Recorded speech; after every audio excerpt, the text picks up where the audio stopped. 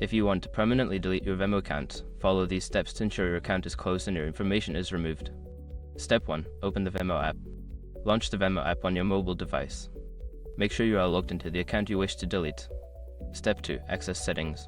Tap on the menu icon 3 horizontal lines in the upper left corner of the screen. From the menu, select Settings to access your account settings. Step 3. Navigate to Account. In the Settings menu, scroll down and tap on Account. This section contains options related to your account management. Step 4. Select Close My Venmo Account. Look for the option that says Close My Venmo Account and tap on it. You may be prompted to confirm your decision and enter your password for security purposes. Step 5. Confirm deletion. Follow the on-screen instructions to confirm that you want to permanently delete your account.